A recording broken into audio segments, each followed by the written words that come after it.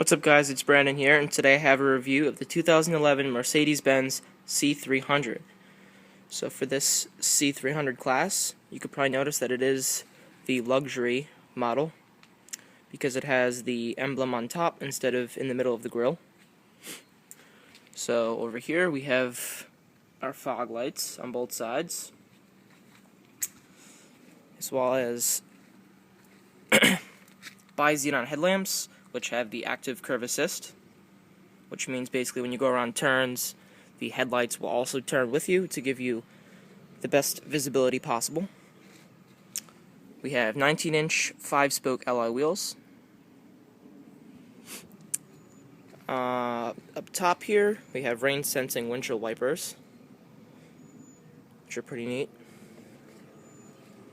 There's the top and the antenna. Coming around to the back, we have a dual exhaust, as well as a 4MATIC all-wheel drive system. I'm going to go ahead and open up the trunk. So it has a lot of space back here. It's quite dirty because we've been using it quite a lot. So I'm not quite sure what the dimensions are, but you could clearly see that there's a lot of space back there. And there's just a safety light. Let's go ahead and open up the back. So we have a burl walnut trim on the door. A little pocket down here for whatever you like. Here's your window, which is pretty far down.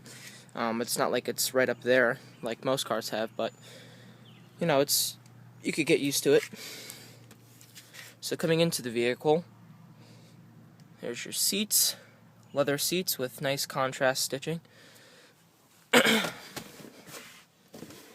Opening up the center, we have a little compartment here. I don't know what you would put there, but it's nice to have. And you click this, and out comes your cup holders.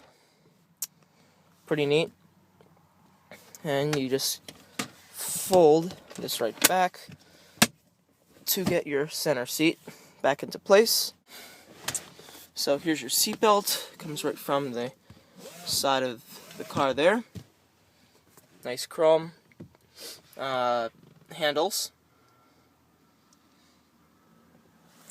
And I do have a lot of space back here.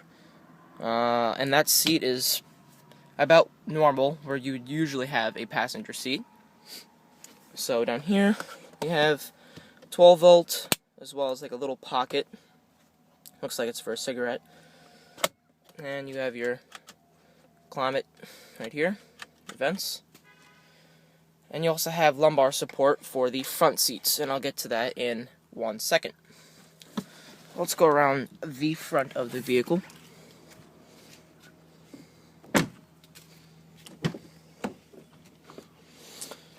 So, same door as the back door.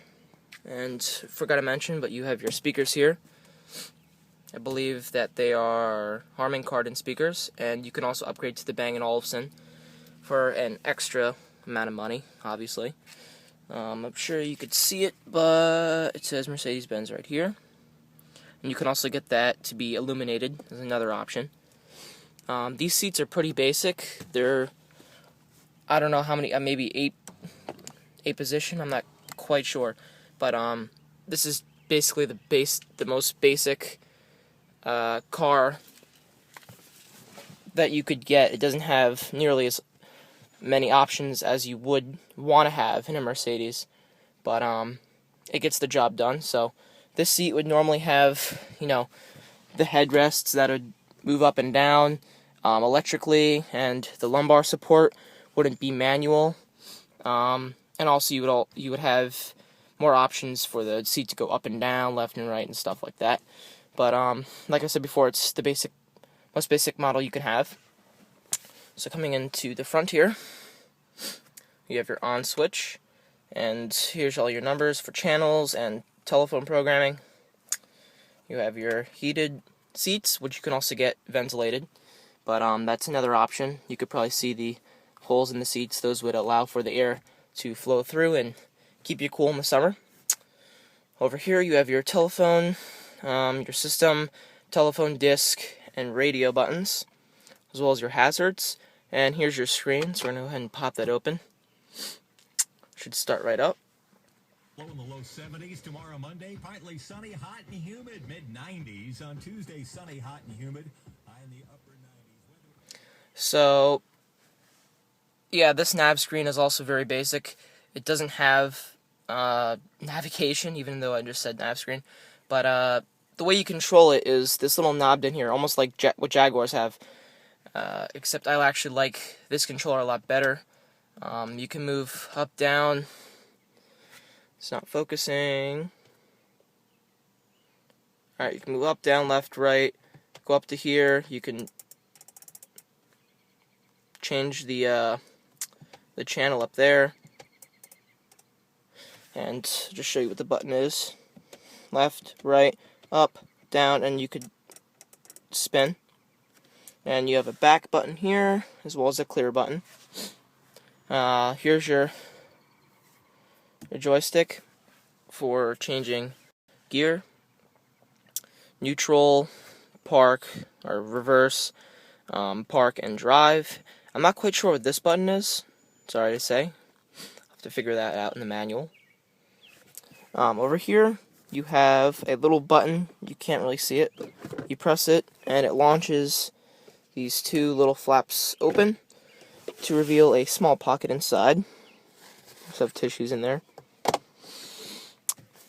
Alright, so it looks like that's pretty much it for this side. Coming around to the driver's side,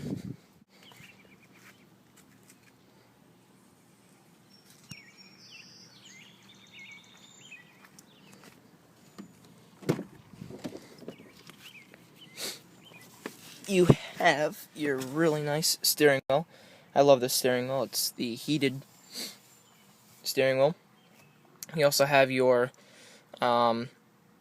controls here for volume, as well as telephone and mute.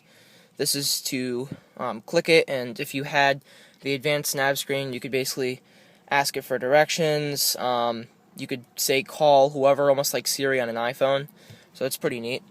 On the left side here, this is for your menu up top. And I'm going to actually turn the menu on with my key. So here's your key. Goes right in here. And you can get the button start where you just press it, which is also an option. So there's your gauges. Pretty neat on a high resolution display. And I'm going to go ahead and use this little dial to show you. You can go to Navi if you had a navigation system. Audio tells you your radio station. And you can actually just go up and down, change the stations. Pretty neat. Yeah, go to telephone. Ready for Bluetooth. Audio, Navi, trip, how many miles it has. It's got no miles on this car. It's brand new. And driver's assist. That's like if you want to connect to Embrace, they could help you out with directions. So, yeah, I think I'm going to go ahead and start the vehicle.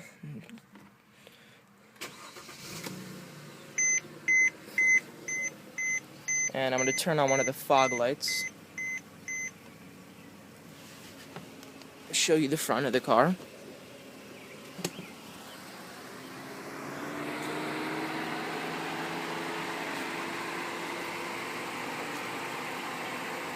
So there's the front. There's your fog lights. And the xenons aren't on because I guess it's not dark enough for them to turn on. But those are just your standard headlights that are currently activated. Come around to the back.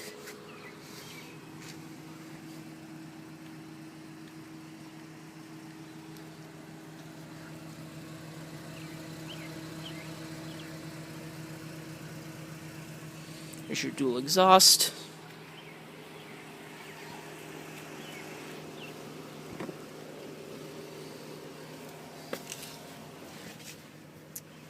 And I'm pretty sure that's just about it.